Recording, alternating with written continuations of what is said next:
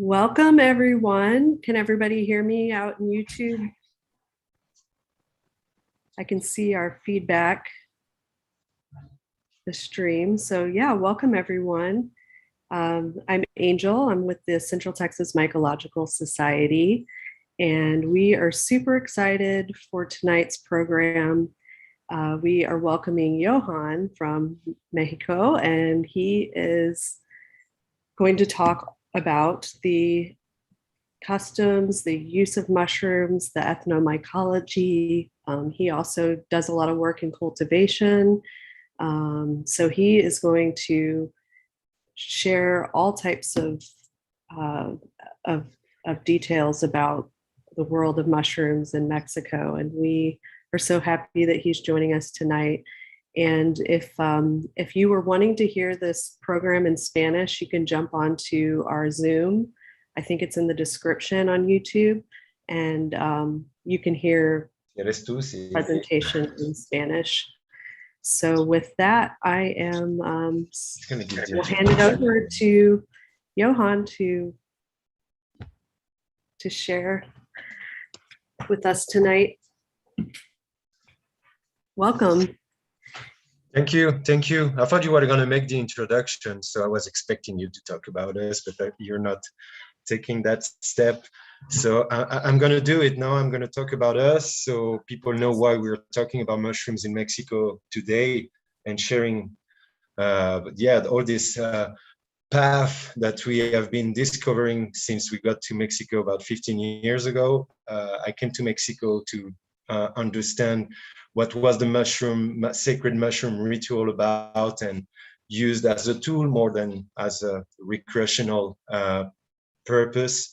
And it really changed my life about 15 years ago. And our project started now 11 years ago in Oaxaca, in the northern Sierra of Oaxaca, based on like teaching, training farmers, people in the countryside to actually take advantage of their raw material or waste, agricultural waste from cornfields to agave from mezcal industry, to actually produce food and to generate economical incomes in Oaxaca. So the project has been going, teaching about cultivation, but also teaching about identifications of wild mushrooms. We've been participating to the Coaximoloyas regional mushroom fair that was happening every year for about 21 years.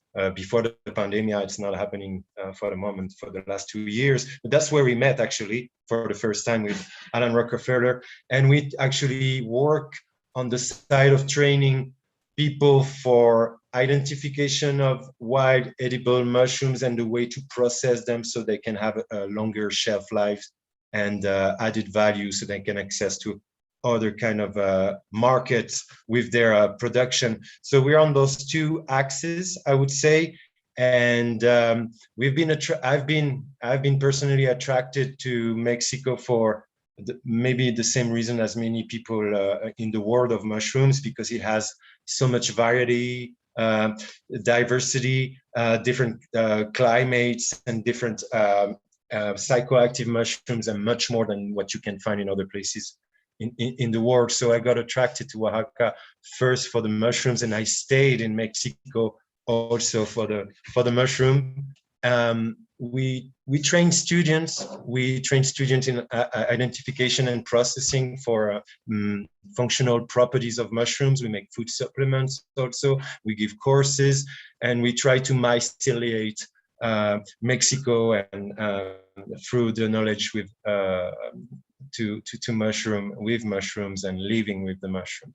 So we speak also English, and we receive people from other countries, and we share our skills and practices in our center, where we train people on those lines. So this is why we want to talk about mushrooms during August right now in Mexico, because it's like the 3 months heavy a rainy season where we can actually get the wild edible and medicinal mushrooms from the woods.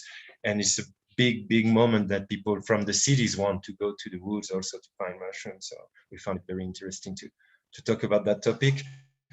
It's very, very interesting, their inter-exchange that has been going on through with different cultures in the field of like mushroom knowledge in Mexico. There is a very strong knowledge in the pre-Hispanic times, and something is lost, or there is a trauma of trying to hide the knowledge and the use of mushrooms from the conquest and the Catholic Church. So it has an effect on like how things are getting lost, and when some Westerners start to come and share their knowledge with people, it comes back on track again. And now I find it very interesting, this switches and swaps in history, like someone coming from another culture and bringing an idea, or like seeking something like Wasan in like the 50s, coming to Oaxaca, looking for the mushroom ritual, and how this quest brought the knowledge to so many Westerners and people from Western countries, like from one day to another, when it was also lost in Europe for so long, the traditional ritual usage of magic mushrooms. So I see that happening in history a lot with mushrooms, and Mexico is such a ground for that it's hard to not recommend to someone who's into mushroom to come to Mexico. You know, it's like you can really feel it with psychoactive mushrooms, and the way people like use it still, like, and they had to hide it in a certain way with like Catholic costumes to make it appear like it's okay, dude. I have an altar, and I just worshiping Virgin Mary and the Christ and putting flowers. Dude, that's fine. And then you're having mushrooms some nights, a full moon or new moon, and you need to consult the mushroom for a purpose or an issue, or for health. And this is still going on. This is really, really a cool place to come to connect with mushroom knowledge in this deep mycelium net.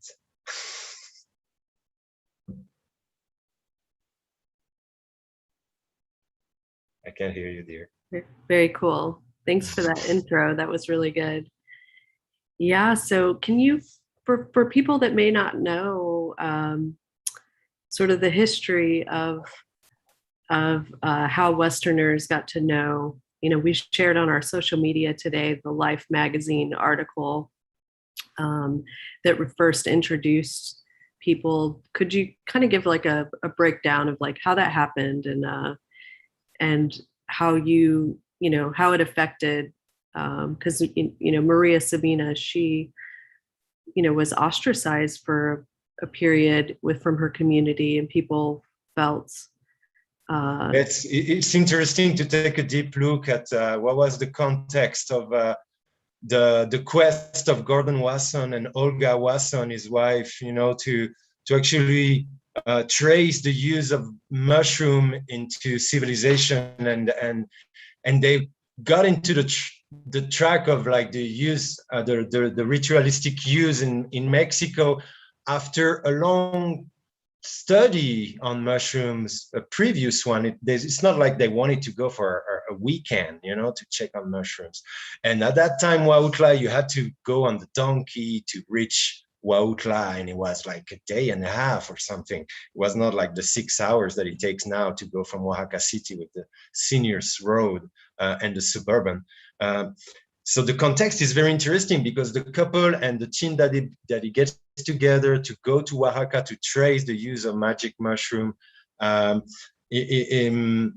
he gets to Huautla, and there's like a few books actually that he published the article on Life in 57, but he did publish also other works beside of that, after that, explain a little bit more about the expedition and what the rituals were about, and also the recordings of the songs of Maria Sabina. So he gets to Huautla in the 50s, and then he's paying everything with silver dollars at that time, and it's very big for someone to do that at that time, comparing to just like take the plane and to go where the touristic guide tells you to go.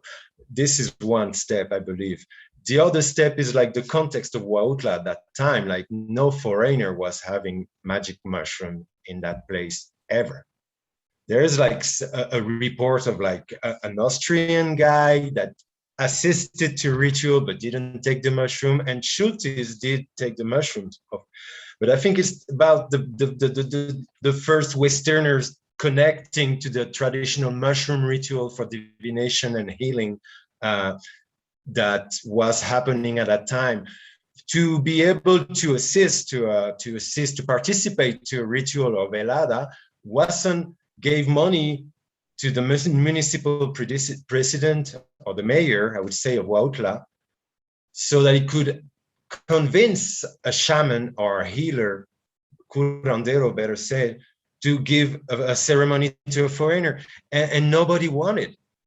So it's a big symbol, Maria Sabina, but it's also a victim of the historical context and the tradition of the mushroom ritual was still alive after the conquest because people were hiding it and preserving it from like escaping from their community. And this is what kept it alive. It's hard to accept that, but it's true.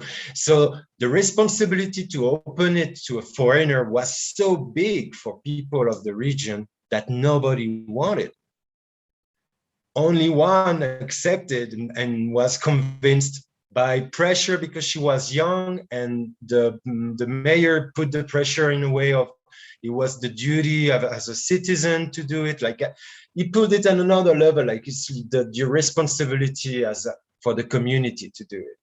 So that was really interesting that she actually was innocent and credule and accepted to give that ritual, because from that, all the Western people could beneficiate of that knowledge that some mushrooms could be used for certain purpose of divination, of healings in certain realms, in a very, very passed through generation way. So that was big news. From one day to another, Oaxaca was receiving a lot of foreigners that wanted to go and live a ceremony with Maria Sabina. Maria Sabina got very famous. She had like Jim Morrison there. The Beatles, they made like an airport in Huautla so people could get there straight, directly, landing in Huautla and not taking the road. So it got really huge, the importance of Maria Sabina and Huautla de Jimenez associated with the taking the mushrooms. The consequences from that got kind of like sour also, you know. It's like a lot of money, people from outside, ignorant, others that want to take advantage, people that don't know shit about mushrooms and sell things on the side of the road that sometimes toxic mushrooms, people taking mushrooms and not respecting people around, and like running naked and shouting and screaming in the village, you know. Was still a village at that time and still has those muddy roads, but like the respect of the mushroom ceremony was lost. And people started to see like, if I don't make cash out of it, I don't want that here. And in the 70s, like the army closed the road and like didn't let any hippie go through. So it kind of like got sour, and people had a kind of resentment against foreigners for like using the mushrooms in a certain way, if they were not charlatans and people that wanted to make money out of this interest from foreigners. So you got into this dark side kind of, but still it gets the people that have the right interest to meet the experience they need to meet on their destiny. And it's kind of part of it that it's not easy to get to the root of the truth. And sometimes we have to seek, and sometimes we have to fail. And I think with mushrooms, if we are looking for it in a very superficial way, this is what we find. And if it's deeper, we find much deeper. And we are all agreeing on that. The ones that have been through this experience of knowing the mushroom, living with the mushroom, different experiences in their own life, they know that. This is certain. There is no question about it. So it's not about convincing others. It's just something that one finds on his path with the mushroom. And today we are in a very good time period to actually work on what is the consequences of certain deeds, actions, the understanding of that, to actually give something to alleviate or make it improve, or to change it if we could. So with the tradition of recollecting sacred mushroom, it's pretty deep, because it's the mushroom you can sell for highest price per gram.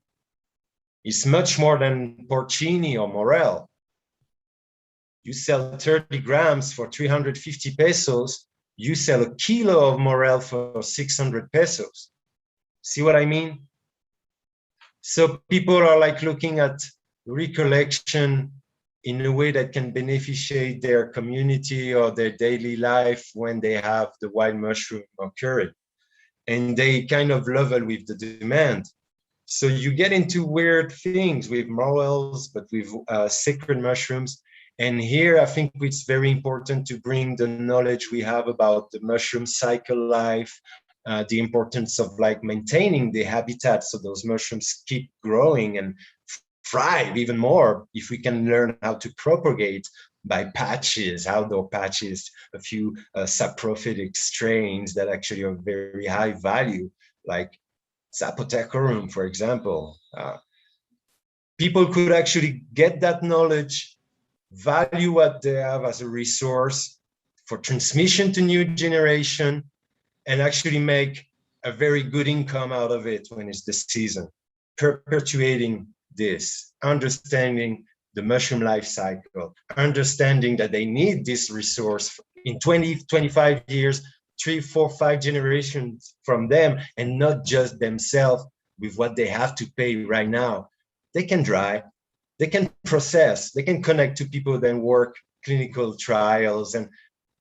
But the short-term view, the quick cash, this is what talks to many, many people, and even to the youth. So to generate those activities, those incentive actions in their rural community, it takes a lot, man, because otherwise it's like I go for the cash. I bring everything to the coyote, it gives me that many for that much for that many tamalitos of sacred mushrooms, and it takes it to the people, the white people in the city that buys them.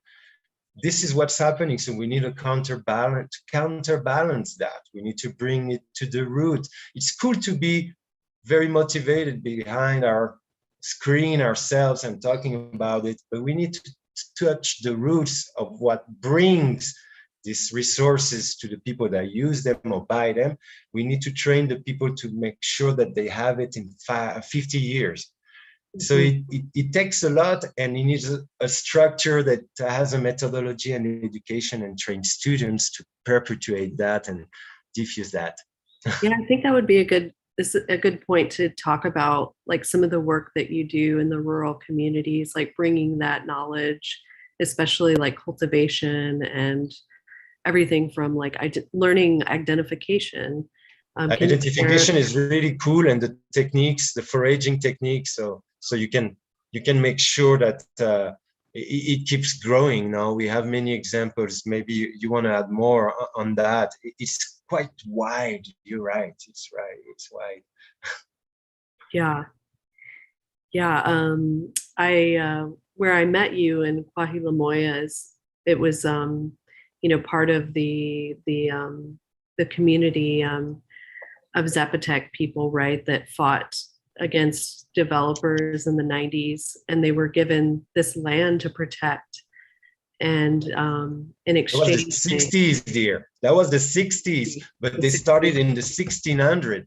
They kind of got together, like those 8 villages, to ask for their right on their natural resources, their roads, and their institutions. And they got it in the 1961 or something like that. But they were struggling for 300 years, asking, wow, okay, give us our rights. This is our land. It's amazing. This is really a magnet when you try to to understand what could be the human structures that actually work. You know, we talk about democracy and we glorify it. Some people like shit on the monarchy, and we got like everything like that. Yeah. I believe like I wanted to know more if it could be this village assembly decision that you raise your hand and give your opinion in front of everybody, and you can put something, an issue to vote for everybody. I put my opinion to vote. Are we going to take an agreement on this opinion, all of us? And the direction of this year is going to put it to vote. So you can kind of push things. It's great. I mean, the system is pretty cool, but how it works inside is also very interesting on human nature. And this is not about political parties or about the system, a monarchy or anarchy. It's about human nature. It doesn't matter where he is. If it And doesn't really check about on itself. protecting, it like was rooted in like protecting the natural resources, right? And so that was like first, like earth and the resources were first.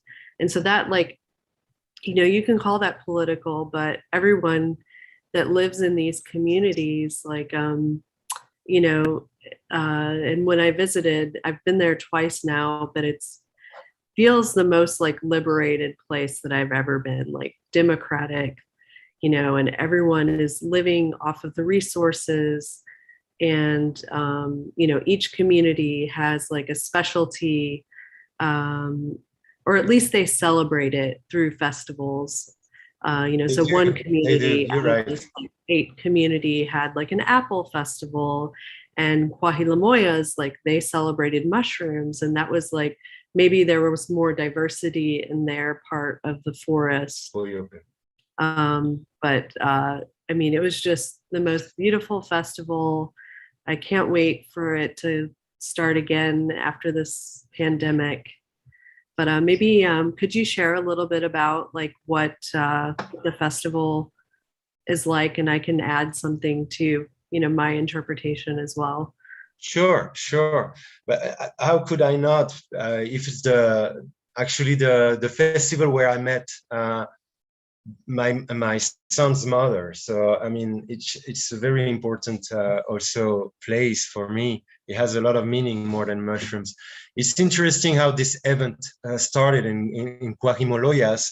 First, it was an idea of training local people on the species that could be of a certain benefit for consumption, edibles, wild edibles, or selling them. And how it appeared is very interesting too, because it's a French guy that is working there. It's called Fabrice Edouard. That was there with an association called Méthodus that was giving consulting on how to grow food in villages to farmers, how to start new types of cultures or the way to manage land. Actually was hanging in the woods, and so those boletus, edulis, everywhere, kind of everywhere, but so much because nobody gave a damn about them in that region. And he came back with those mushrooms to the comedor and said, "What's up, guys? Do you guys eat these mushrooms?" And say, "No, man, these mushrooms are weird. We just like step on them, and we have been told since kids that you don't trust the one with the sponge under, and they're weird. They put weird green and blue when you touch them." So he kind of like found it very interesting because he felt if this mushroom is not being taken as something really important and the value we have for it in Europe, which is huge. I mean, it gets to 80 euros a kilo fresh, man. Here it gets to 80 pesos a kilo fresh, dude. It's like unbelievable. So he thought this could be a huge income for the people there, and they don't even look at it. So maybe we could make a training on more mushrooms that could be of a certain commercial interest, and we could get a dehydrator of a huge scale and like connect all those villages that can find so many mushrooms, and we centralize their mushrooms and we dry them and we can commercialize it. The plan was really, really good. I mean, it started like that. The event got better every year. In 21 years, it got to a point that the kids from the primary school are involved, the teacher from the school, all the generations from the community are involved because they see us also a lot of frequentation to the community for the fame of the mushroom. We have to tell the truth. But what is interesting is like at that time, they were eating 6 or 8 mushrooms during the rainy season, wild mushrooms. Now they know about 52 edible mushrooms they can eat. They don't risk on everything. Sure, some are edible, but not very, very delicious, far from it. So you can avoid them if you have porcini. And if you have like hongo de burro, the donkey mushroom, the white Rusula brevipes, that's very acidic and like horrible. It's good in vinegar, maybe, or something like that. Well, you choose the porcini. So, I mean, knowing 52 mushrooms doesn't mean that you eat all of them all the time, no? But it's pretty cool to see them trying on new mushrooms that they were not using in their tradition before because they were recently established there, like 200 years or something, like 150 years establishment. You know, the Zapotecs were like kicked from the valleys. When the Spaniards got to the valleys, they run into the Sierras, and they kind of overpopulate some regions. So they start to create colonies on the path to the valleys where there's like springs and good ground soil to grow food. So And it was along like the gold, where the gold was um, like brought into the Oaxaca city, right? Like along also, yeah, there was this thing with the trails. and right now it's tricky with the Northern Sierra because those mining concessions uh, um, are there and declared to the state. So they imply that you have to pay that concession of having a mine on your land, and communities are falling into debts for decades. And now the mining companies from Canada and US are coming and offering to pay that debt from one day to another and put a basketball playground and a new roof to your school from one day to another. So we also have that going on. The thread between the communities is like a little, it's not as strong as before. I think we're creating new communities that are actually getting stronger than that. It's sad to say, but they're kind of on the decline because they're crystallized in their own way to manage their land and their rights and their duties between them. And they're very busy fighting between each other. And it's very easy to come and bring a little bit of more dispute on something. And some companies are very smart and the government plays on that a lot. I hope the translation is going good. James, I'm sorry, dude. Apologize, but it's deep. It's very important. It takes mycelium spirit to understand all the connections and implications, maybe. But this is what we are motivating about because it has all this potential at the same time as it's presenting this context today that we have to react or offer solution or alternatives to it. So education and incentive is very important. There is the ecotourism in some communities that is being played, but the offer should be also played in a way that has a beneficial impact and something that stays, materials that stays to the people, that you train people. It's easy to bring a chef to a community to cook 3 quesadillas with 3 different mushrooms and charge a lot of money and leave, and you leave nothing to the people except for the comedor and like the 50 meals that they serve that day. It's shitty, man. It's like short view. I mean, we need to play on another level now at that time. If we understood all of that and it took us all that long path to get there, we should do something different, I believe. Yeah. So we're having a cool weekend.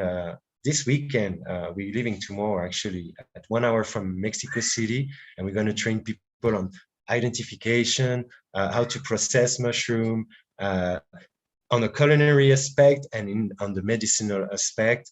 And we're working with the Naturalist app. So we train people to use this iNaturalist app on the field, how to register what they find, how to have people from other countries help them to identify. Try to give another proposal for the public to get in touch with the mushrooms and the people working with mushrooms. I think this is what our task is about, kind of, or what we have fun doing.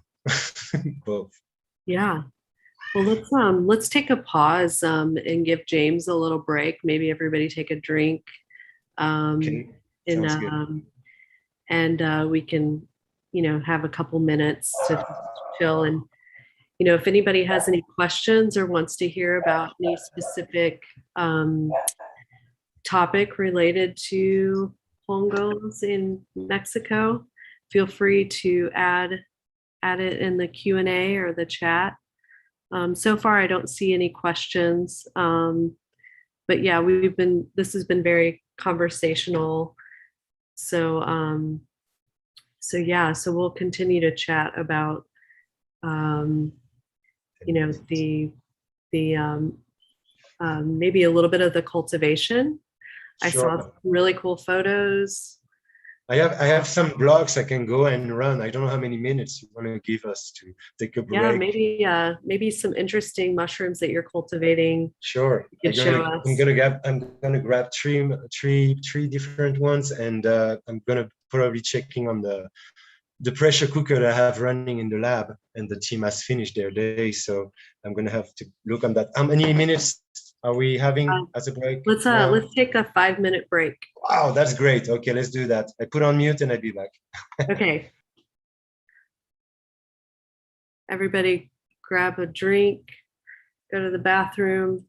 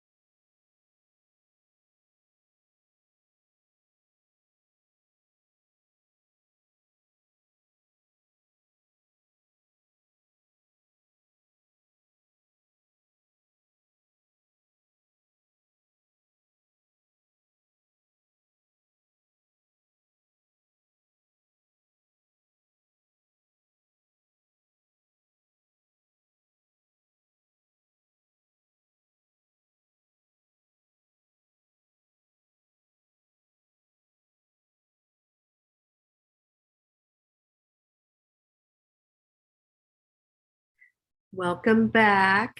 We're getting some really good questions in the Q&A, so we'll get to those here in a little bit near the end of the talk. So if you have any specific questions, definitely share them in the Q&A. And James had mentioned too, like if we want to maybe like slow down a little bit. I know we were like probably super excited at the beginning, and that'll help him. And I think you're still muted, Johan. So we'll Yeah, jump sorry, back into thanks. things. We'll jump back into things and take it down a notch. Yeah, sorry, yeah, you're right. We get so excited about the topic and the opportunity to share about it that we kind of forget about the people that have to translate live. And I wanted to give a big thank, direct and personal and friendly thank to James for accepting to translate live, because this is huge. Can you translate that, James, to yourself? Thank you, Thank James. you, James. Thank you.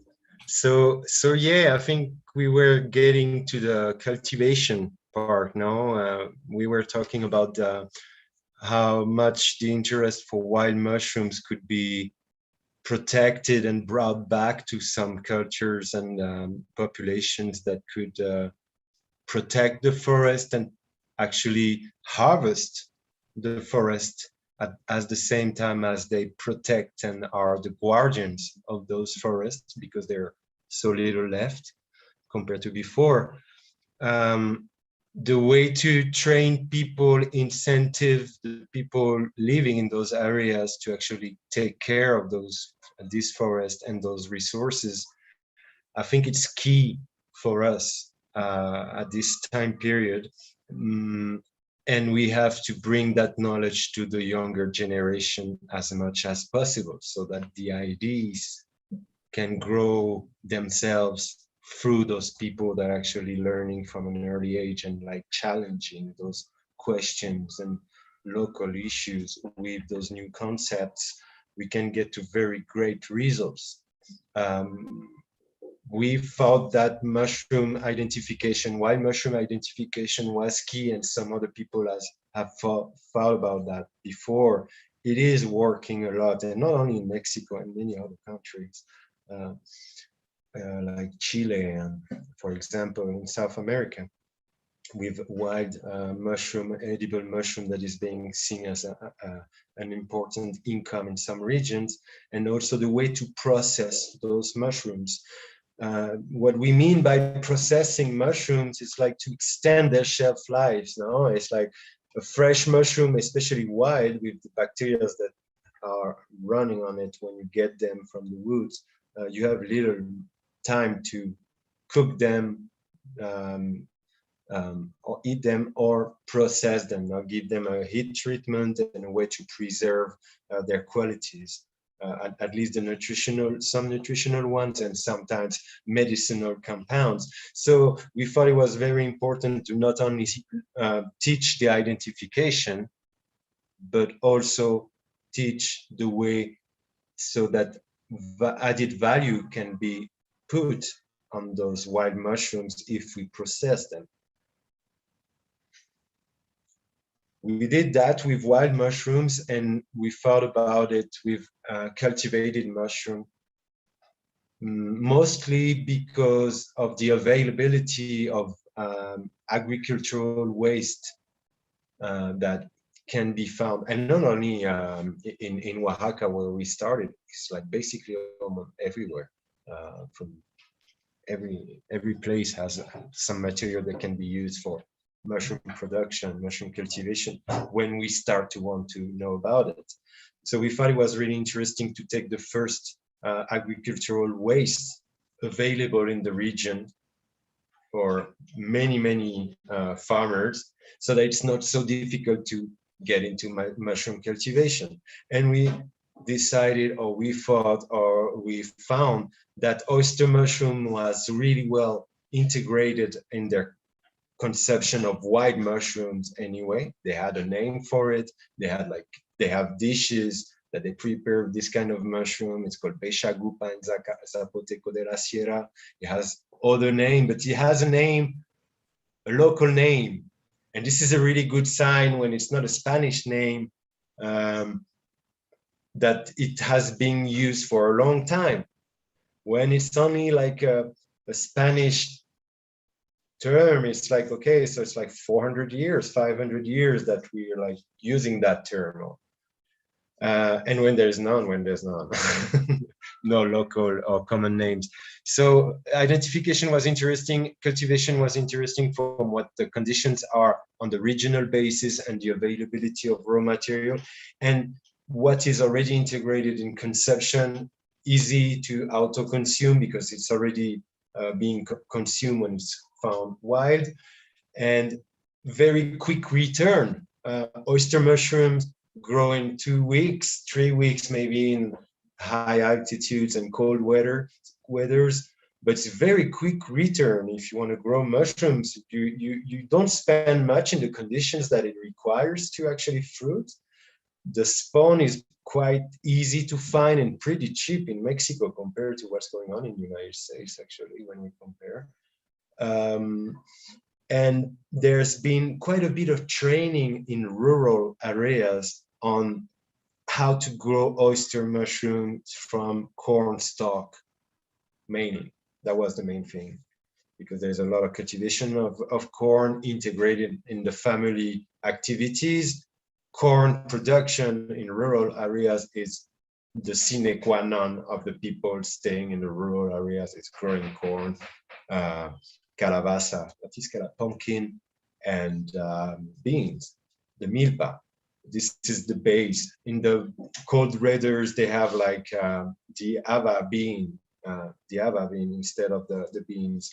But anyways, they have a lot of raw material or like sub-product out of this production, and they can produce mushrooms. And the government has brought the cultivation of oysters into the villages, but not many people did grasp what it was about or how to run it, make your own spawn, to cultivate your own mushroom and find the commercial exit to your production. Is very key for cultivator. You know, it's very difficult to be cultivating, thinking where to sell it, and knowing how to produce your spawn or purchase your spawn. This has been the thing, or the details, the issues that made it very difficult the last 30 years for farmers to run a mushroom operation. So as a project, we try to bring the technical aspect of consulting, of like, you learn how to grow mushrooms with what you got, and we supply you the grain spawn, so you can also make your blanco, as we call it, or your own home spawn out of it. To say you get a kilo of grain of grain spawn, you can produce like 20 kilos of sawdust, supplemented sawdust spawn, if you know how to do it properly and clean. So the farmer can buy a kilo of like grain from a lab and expand it to 20 kilos instead of using only 1 kilo directly in his substrate. He can expand it. And sharing those kind of techniques on how to expand your spawn has helped some families to actually get into the commercial scale of growing mushroom, because they also have the security of where the mushroom can be sold in the city, and who can buy the mushroom dry for other purposes, from the condiment to the extract or the decoction formula. There's so many applications with dry mushrooms. Then it's much more interesting for the cultivator to get to that niche of being able to process his crop and get the added value out of it, and the flexibility into, I can commercialize it in 3 months. It's no problem. It's not going to lose value. On the contrary. So it's getting really interesting today how this thing is getting networked or myceliated, because people learning from others then learn became like in the Mixtec Sierra, for example, in Oaxaca, we were amazed to go for a consulting visit after 3 months that we gave a workshop with an NGO that is supporting for the last 20 years a certain region, certain farmers. We were surprised to see that families were growing mushrooms that were not trained during the workshop.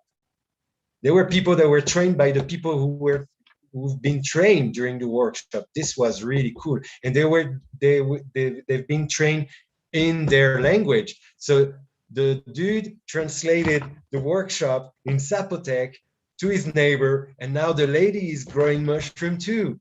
And you get to that place, and this lady has better mushrooms, or more really great looking mushroom shiitake logs compared to others that came to the workshop, and you're like, man, this is really getting myceliating a lot. I mean, people are really sharing what they learn about mushrooms and spread it to others. It's amazing.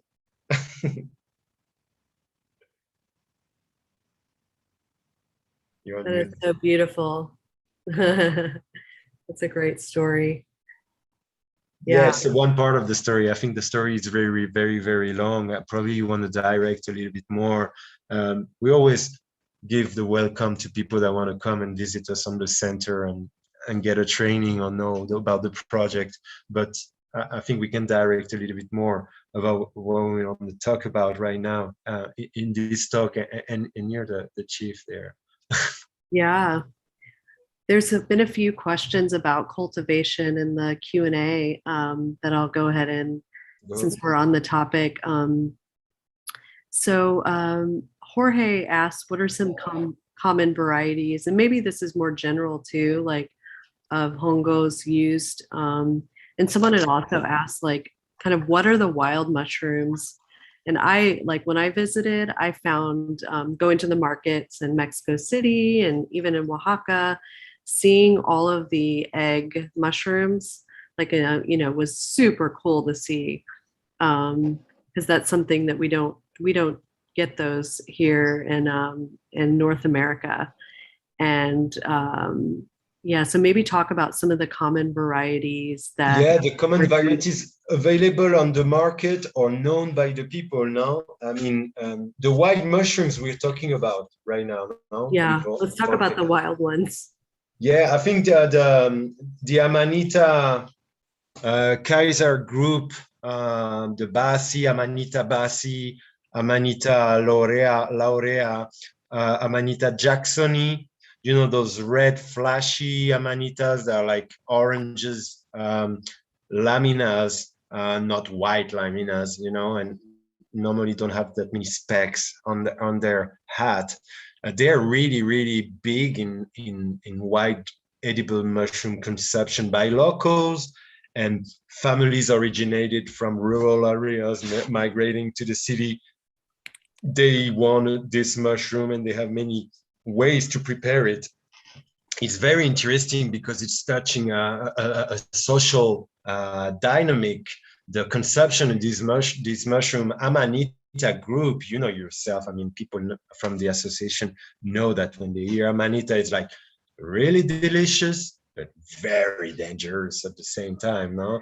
So you really need to know your mushrooms there when you're into the Amanita group.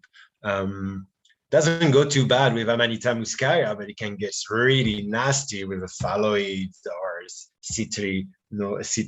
citrica, or even worse, virosa. I mean, so people learning about mushrooms, knowing what mushrooms they can consume in a certain region and ecosystem, being moved or having to migrate from those regions and not practice the recollection and keeping this tradition, we get to a very interesting point in Mexico that people come back from the US after spending 25 years and having migrated as kids over there, but remembering that the abuela, that the grandmother was preparing this mushroom looking kind of like that.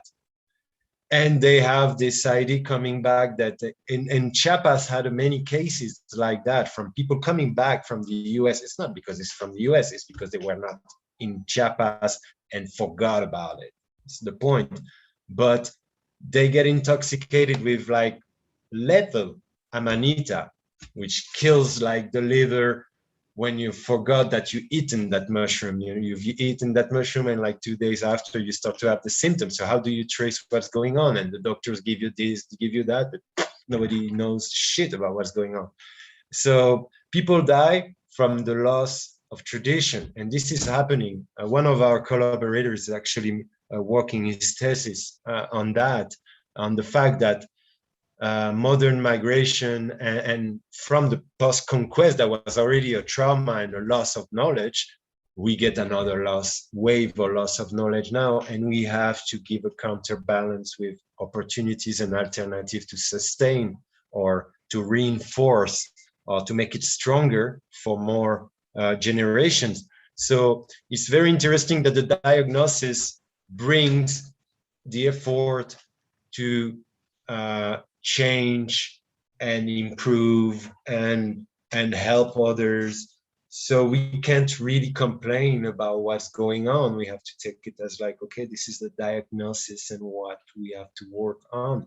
And with mushrooms, there's so much that can be done in Mexico, from wild edibles to cultivation and the demand on the market for fresh mushroom to cook, to supplement, food supplement to sustain the immune system, or to enhance some defenses, or to get some stamina going on, or concentration or memory.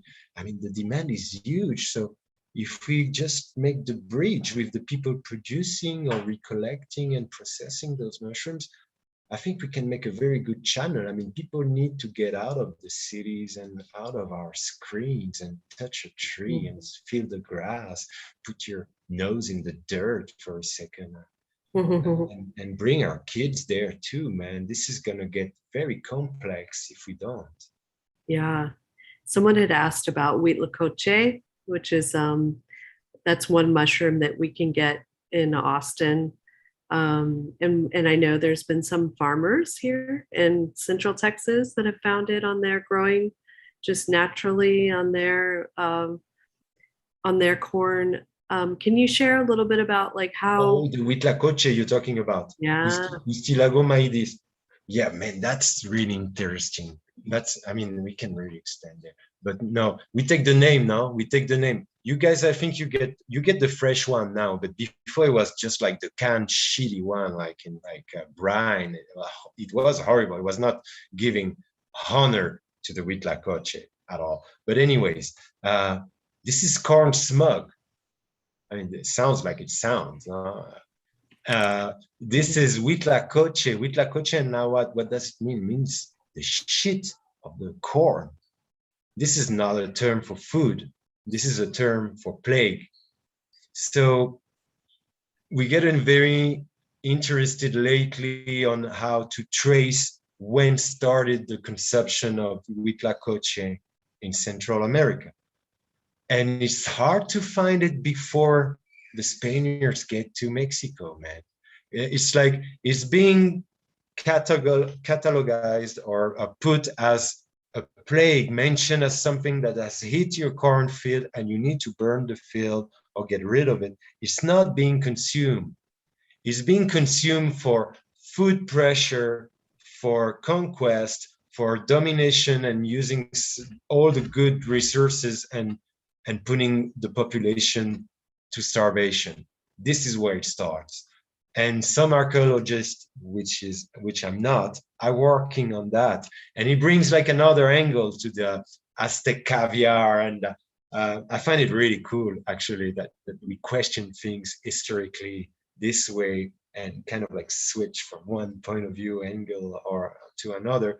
It's very mushroomed, kind of. It's like you cannot be stuck on one way to see things. You need to go around an object, a topic and subject, and connect with others that don't see it as you do.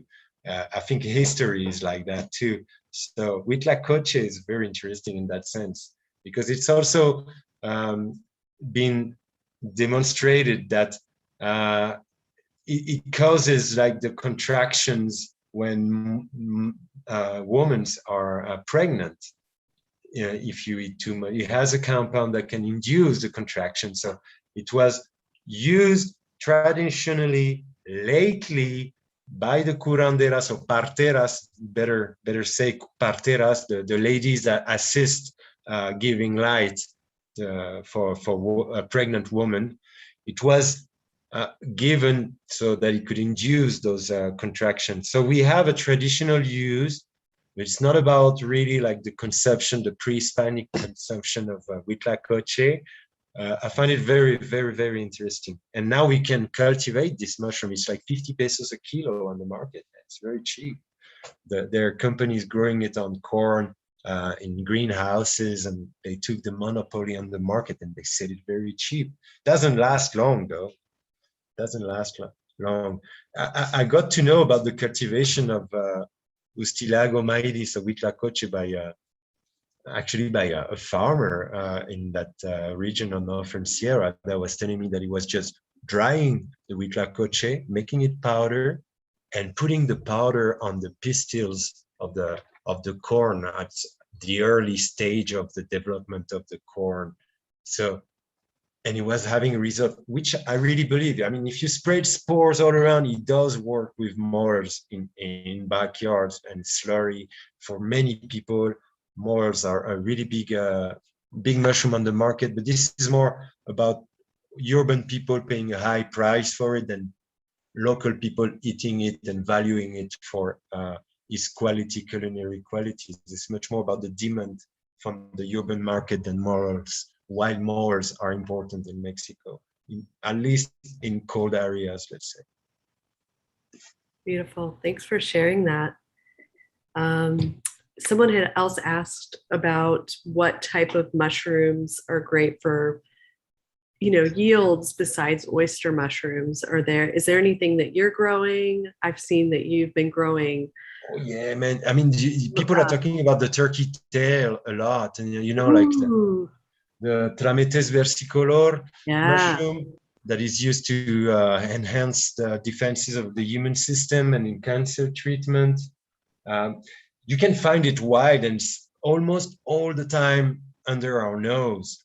There's some tricky differences with Stereon, Tricaptum, but you get to know about it. And it has a very peculiar smell. It smells like medicine, actually. I got one block here that I wanted to show you guys. Beautiful. This is turkey tail. And what is your substrate here? So this is like a part of like shredded corn cobs. It has wheat bran and it has oak sawdust. It actually comes from certified oak from US. They're oak trees being processed to make furnitures, and they have a lot of sawdust coming out from their workshop, which is huge, and we buy it from them, and we grow part of this substrate is corn, part is like supplementation. We try to not supplement too much the polypore mushrooms so that they don't go too crazy in their genetic and looking, but we grow other type of polypores, like we got this Ganoderma, actually, Ganoderma mushroom grown on buckets, this is Ganoderma. Actually, it's a friend of us, Ryan Paul Gates from Terrestrial Fungi in US. He's definitely one of the few handful breeders and genetic keeper for great strain. And we're in touch with him and we love him. We met him in Radical Mycology Convergence in 2016. We really are amazed by his work. The genetics are perfect, and so it makes it very easy for the cultivator. This is where you have to start from. The properties of these mushrooms being adored and venered in Asia for thousands of years made the scientists like very curious about analyzing what kind of compounds are present. And so there's a lot of studies we DNA sequenced that mushroom that was labeled as Ganoderma multipileum, the last one I showed you. And it seems to be, if there's no mistake, it's always questionable how people lead their work if you're not with them and don't do it yourself. But it's been sequenced as a Ganoderma lingzi, the Sichuan group, which is the most studied for its compound and the most active with bioactive compounds. So we got the surprise, and we got the Ganoderma lucidum, the one that normally occurs only in Europe and some western part of China, that has been mislabeled in many places. We got it growing also from Ryan Paul Gates, and I want to show you guys because you're gonna like that. It's so beautiful. It's just the perfect Ganoderma lucidum style. Golden. And so varnished and like wow, beautiful. And nice is that margin. in a plastic bucket? What is your yeah, the container, dude. Oh, wow. This has been a struggle for us as cultivators to find like what is the most ecological, greener way to cultivate mushrooms and not use bags. So we got into buckets, but we found some other downside about buckets. But I don't want to discourage people about growing in buckets. I think we can find ways. If you don't use glass, which should be the most ecological, but also the most dangerous and difficult to handle material when you're cultivating a lot of units, production units, those buckets are a good option, but they have their downside. You need to wash them with a lot of water. Sometimes they break and they fruit from wherever they want, so they only last so long.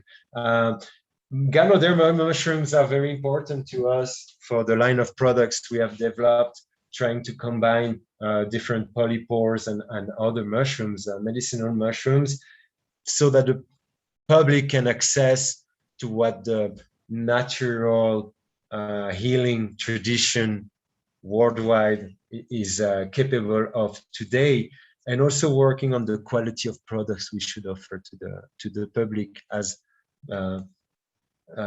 mushroom warriors. I think we should give the best mushrooms can give. And once we get to know about the properties of mycelium and the difference with fruit bodies and the type of extraction, ethanolic extractions for some compounds, and hot water extraction and cold water and agitation for others, well, you kind of like see the market of like food supplement made with mushrooms as a jungle. It's wild, man. Like everything is happening there. It's kind of scary at the same time. I guess it's based on the huge demand that allows people to sell whatever they want. But I think we should do our work to actually, the ones who know, and I'm thinking of Ryan Paul Gates, because I want to show also his cordyceps, by the way. Oh yeah, we got to see the cordyceps. Cordyceps is normally like cultivating. It's normally found on like bugs, you know, it's parasiting bugs, and it grows from the bugs that it kills. And we grow it today. People have taught us to grow it like on grain and not nutritional broth. So you can get stuff like albino. Oh no, we don't see much. So these are just, they haven't fully. No, but they're just fully fruited. You're in Cuernavaca, it's like 27 degrees right now. We need to refrigerate those guys under 20 degrees so that they fruit properly. But that was a shout out to Ryan Paul Gates and the people that are actually connecting with mushrooms. Sometimes it's with genetics for cultivators. Sometimes it's cultivators sharing with other cultivators or with the public, the consumers. And sometimes it's people like you connecting a big community of mushroom lovers that want to know a little bit more about a certain topic. So I think we all have our key talents to share on that field. And it's a good community that is being built those last years. I'm kind of very impressed and surprised at the same time, and it's very motivating. I haven't kept up with how many strains of cordyceps, but I remember seeing maybe last year he had like 200 strains. It's crazy, man. And then I It's can't huge. remember how many Ganoderma, but just it's a dedication. It's like definitely a lover. It is, it is, it is, and it's sharing this talent and making it available for people to start their own cultivation and develop their talents. So those characters are very key in how the transmission of information, the quality of spawn of genetic is being made. It's a huge effort. I mean, people cultivating, they can be a lot, and it's going to be a lot more. We hope so. We're working on that. But people working on genetics and offering highest quality in services, products, these are very few, and we need to support and connect with them because they're the source of the quality that we can actually share with others to the public. I'm really, really happy to know Ryan, by the way. Very cool. Yeah, so we're going to circle back now. Raquel, she had a really great question. There's been a couple more questions just about the sacred mushrooms, psychedelic movement. And, you know, as you know, in North America, there's been a lot happening with the decriminalized nature. There's been a lot of states and things like doing things to decriminalize, to sort of like pull back the restrictions that happened with entheogens being placed under Schedule 1 in the early 70s. Yeah. And so Raquel had a really great question, and she's going to go ahead and ask it in person. Raquel, can you hear everybody? Hi, yes, good evening. I can hear everyone. Hola, Raquel. Hola, gracias por tomar el tiempo de presentar hoy la información. En inglés aquí. Sí, thank you. I just wanted to multi-language here. I wanted to just thank you for taking the time to speak with us today. And I just wanted to have my question reflect past, present, and future. So the question, I'm just going to read it out. So with the explosion of this new psychedelic movement, do you feel reciprocity is due to the indigenous peoples of Mexico for guarding this knowledge with their lives? And if so, how do you see this happening so that it has the least amount of disruption to the community as possible, given, of course, that migration has already caused losses in language and customs? Thank you. No, you're welcome. That's a great question. And actually, we were thinking about that with the patenting of like extraction of psilocybin by Pathway Compass not long ago. So we've been working on this consulting communities that actually, people that actually using it traditionally for healing and divination as a ritual, how they were looking at this patent, if it would have an interference in their way to traditionally use those mushrooms. And we were surprised because when we got to know about this patent, which is worldwide, it's not like a patent in one country, you know, you can buy it globally if you have the cash for it. We thought, okay, we need to move very quick so that it doesn't happen, and we need to connect with those communities so they can express their autodetermination. And so we put a barrier and something against it.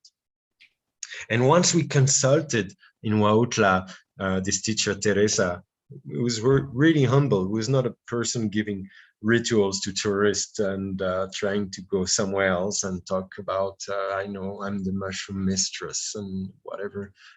She's very humble. She's helping her community, and she's driving a mushroom ceremony as a big responsibility that you can't, even if you wanted to, share it with everybody. So this person told me, dude, they can patent whatever they want. This is not going to stop us to go in the woods, collect the mushrooms, and keep using it as we used to do for thousands of years. And I was like, okay, but maybe just a testimony or something that we can say that you said something. They don't really give a shit, man.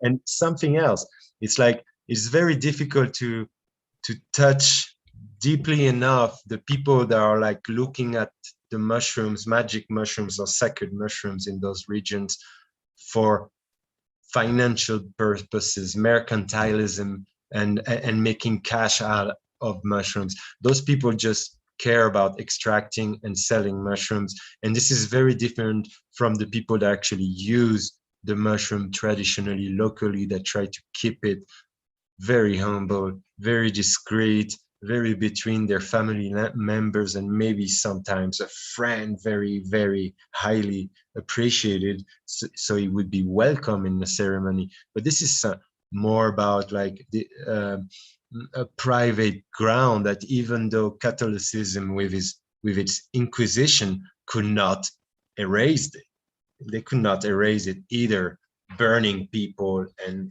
slashing their bodies. They were smart enough to keep it up.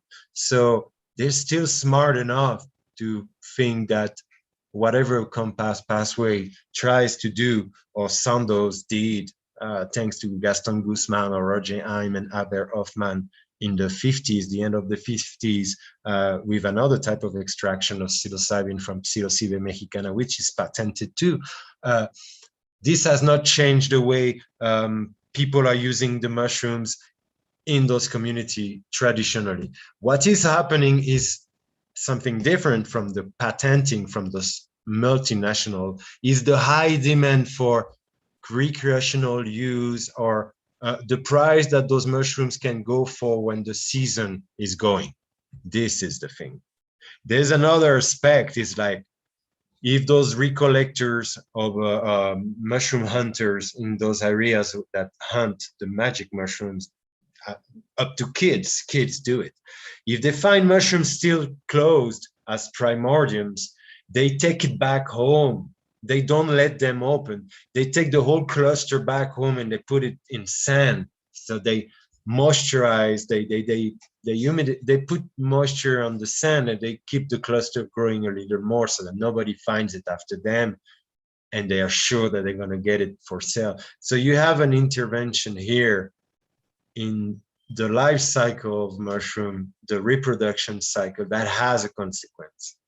The pressure for selling the mushroom high price to whoever buys it in the tamalito, as they call it, is like they wrap the mushrooms, the magic mushrooms, so that people cannot see it. This is a tradition back to pre-Hispanic times, that only virgin or kids would go to pick magic mushrooms, so their vibe will not affect the trip or the load, energetic load, that the person would consume during the ceremony. So they would wrap right away the mushrooms and bring the tamalito to the curandero or the curandera, and only the healer and the patient would see the mushrooms in front of the altar after the innocent person who would pick it. So today, this has changed a lot. Now, money is making it very important to extract the mushroom and sell it. And we're worried. We're worried about the way that locally people that have access to these resources don't value this resource on the long term, and don't seek for the ways to preserve it or perpetuate what is coming out, or have even more. They're more into, let's get what we can and the most out of it for the biggest amount of cash. And this is what talks on the moment. It's very difficult to get into their daily priorities, as let's learn about mushroom cycle, let's wait a little bit to let the mushroom grow, let's build a platform where the traditional knowledge is being kept by local people. And if people from outside want to know about our culture, they go through us. They don't go through a charlatan or the guy that wants to sell for 2,500 pesos a ceremony or more and sells you a t-shirt at the same time, and it's 1 hour and a half, and he doesn't give a blessing, or barely gives a blessing to the mushrooms you're going to have, and he's not going to even have the mushrooms with you. So it's not even a ceremony anymore. So this has to change, but it takes a lot to bring that priority to people that see something else, that is making a living, and it's the time that mushrooms are coming out, and that's what foreigners ask for. And this dude in Tepoztlan, he wants 20 viajes, tamalitos, and this is what's important. This is what's talk to to these people that could actually be trained, educated in another way.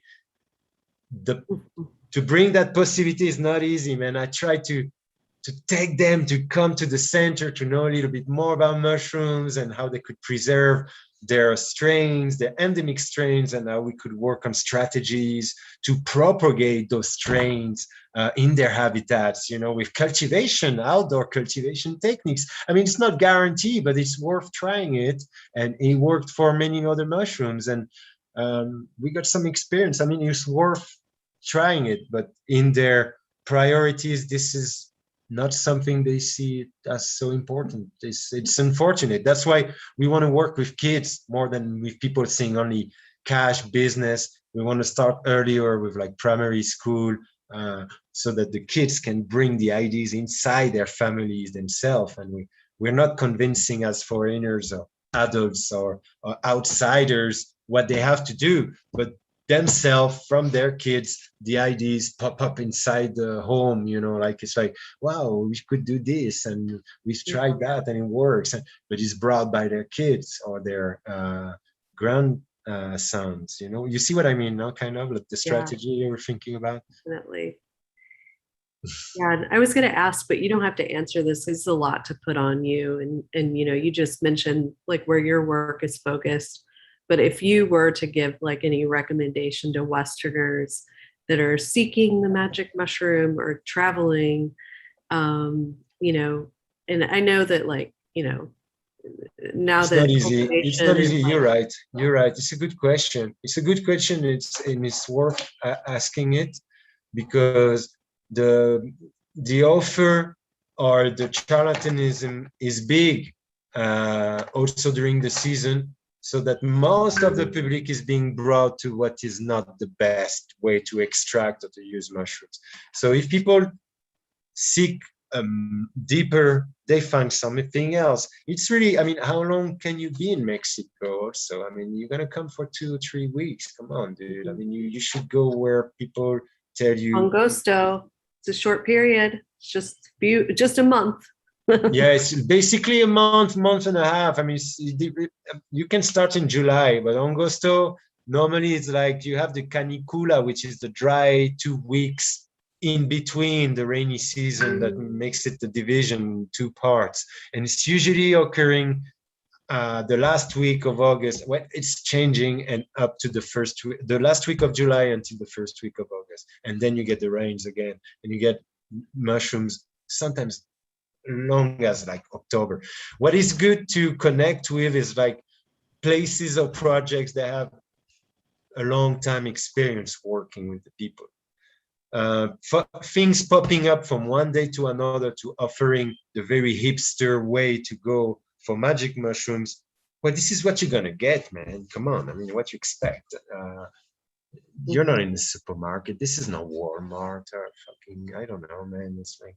It's much deeper and bigger than that. So you need to scratch a little more and connect with the people that are working and studying mushrooms and spending time with people that live from mushrooms. This is what I would recommend to people. What's popping up a lot in our thread as advertising for the tendencies and the talk we have is probably not the thing to go with. It's probably better to connect with the people that know what they're talking about. And it takes a little of interaction to actually find the right people. And if you want to actually know a real ceremony, I think it's a personal decision and a life-changing decision. Probably people want to collect experiences and know about this, the frog effect and the DMT and this somewhere else. I don't know. With the mushroom, it's a dedication and it's a quest. And it's a very peculiar being, an intelligence behind that we can connect with if we are seeking for it. but I don't think a touristic approach is really what we want. Maybe for foraging, knowing about the culture, but if we want a life-changing ceremony experience, we need to connect and take the time for it, I would say, as a recommendation. But it is possible. There are ladies in Huautla receiving foreigners under certain conditions and filters that we can guide people to them. But I like to value a lot what is the intent behind seeking that experience, because it implies the responsibility of sending someone to that curandera, and this will talk about me. If the person gets in touch with me and I send it to the healer, I'm responsible for sending this person to the healer. So I need to also value that a lot. I think we should work that way, valuing the connection we have and the contacts we have, and filter and oriented people according to what is the value of their intent. I'm not judging. I think everything is appropriated and has its place. I just think I don't want Doña Sonia to have to deal with like any kind of like stupid thing under a ceremony because it's going to come out because we haven't prepared this person or filtered this person to get there. This is what I've learned also with as being an apprentice of a curandero, is also that you want to bring the best to the curandero, no? Yeah. Yeah. We'll do one last. We'll do one last question, and this is kind of combining a couple of questions that I've been seeing in the chat. So Guzman did a lot of the research, like studying these psilocybin mushrooms in Mexico, and you were talking about the amount of diversity. So there's 53 known species, and so it's only one part. There's more. We're actually connecting a whole team of talents, of young national, international talents in identification, taxonomy, but also like photography. And they're young, man. It goes from 21 years old, 25, 26. I'm over 40, and I feel like, wow, man, this is a lot of Jews coming.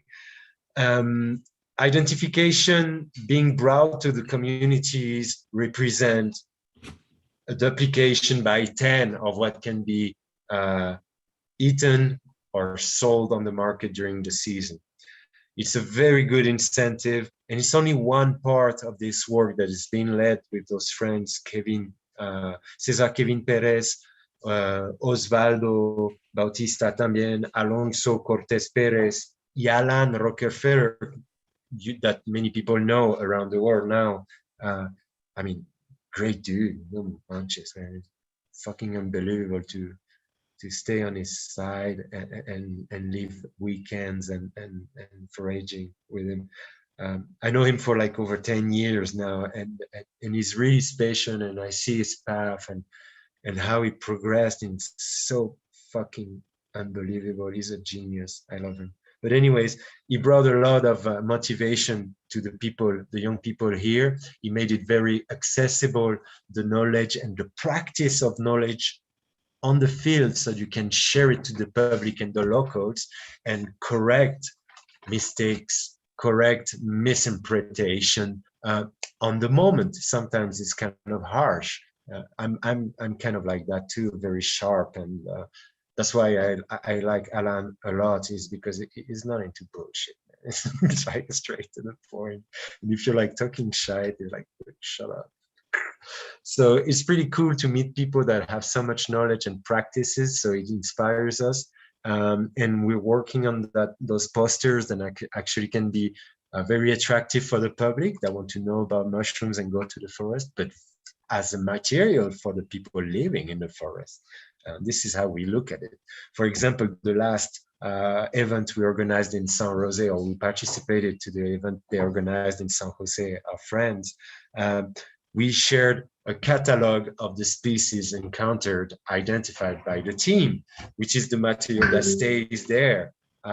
We make those technical sheets of each mushroom we find, and we upload it to Naturista, iNaturist. They call it naturista in Spanish, but it's iNaturist, so that we can get help from other people, specialists all around the world, to identify those mushrooms and make it more accurate and less personal, more accessible. And there, as a real democracy, kind of like, which is like the real knowledge is being shared by the people that have access to it, and the people interested in that knowledge can access to it. I think this is really illustrative of what democracy could be, in that sense of like bringing the science accessible. Beautiful. Thanks for sharing that. Is there any specific species that you find the most exciting?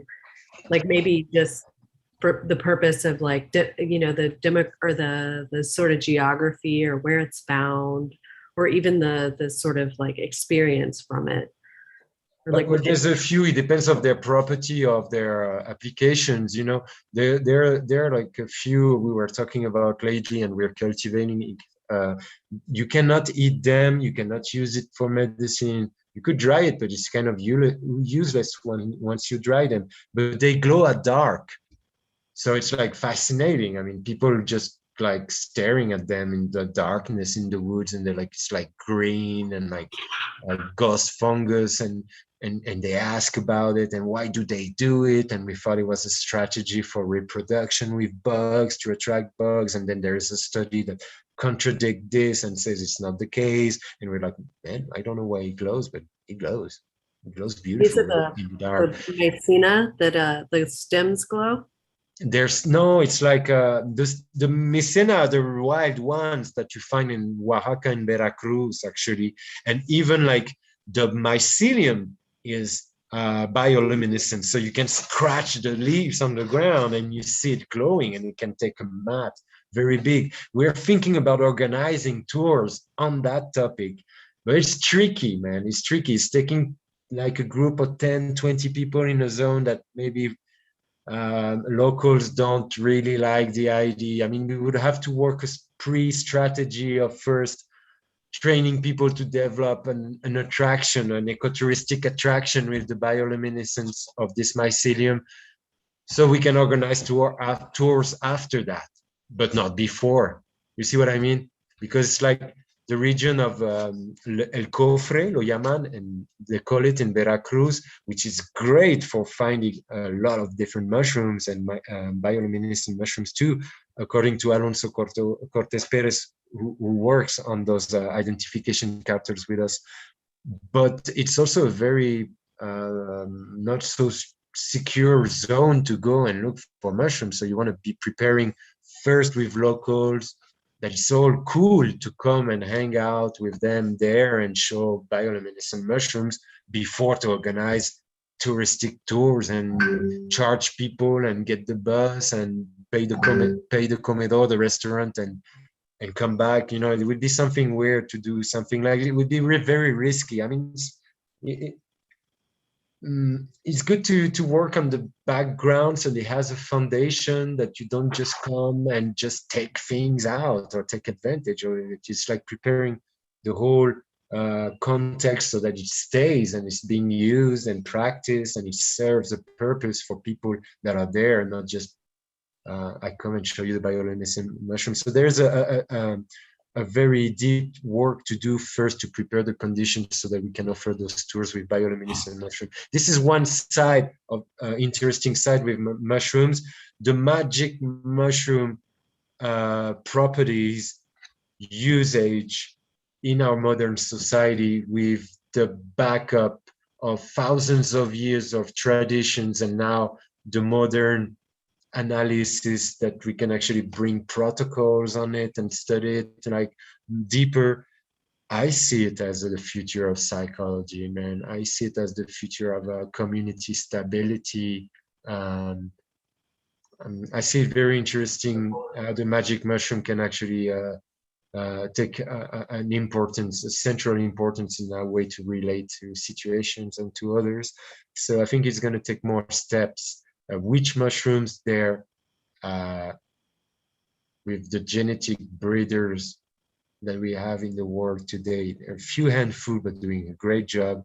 You find things that you would never thought it would be possible to occur with cultivation, with magic mushrooms. Things that look like brain, that have potency that's like 5 times what you would have in a normal mushroom.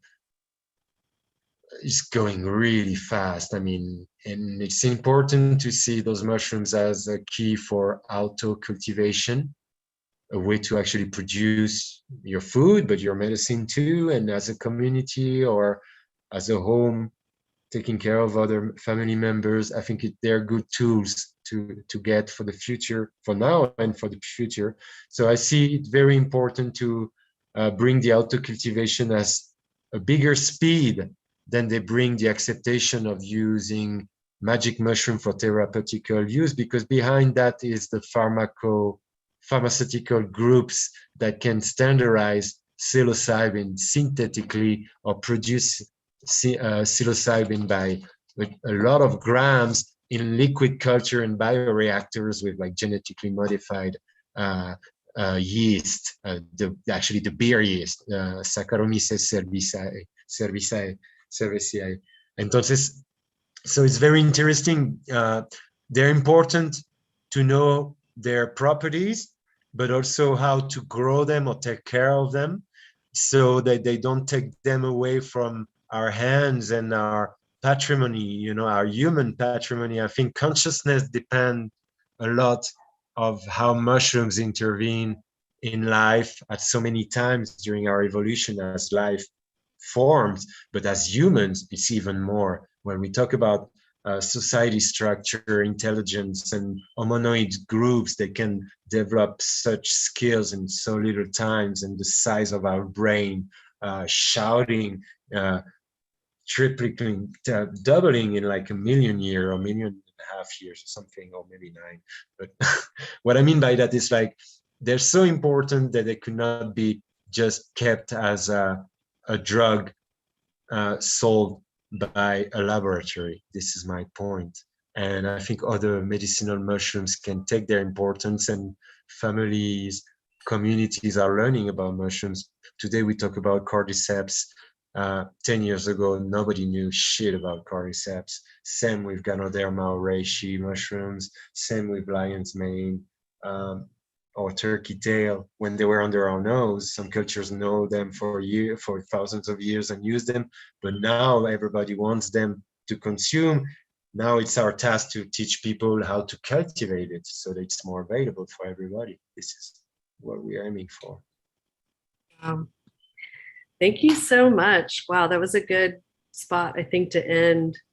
And yeah, thank you for sharing your heart and everything you know. Thanks to you. I've brought to Mexico. And thank you everyone for attending tonight. We have a few more weeks left of Hongosto. So yeah, lots of reason to celebrate. Very exciting.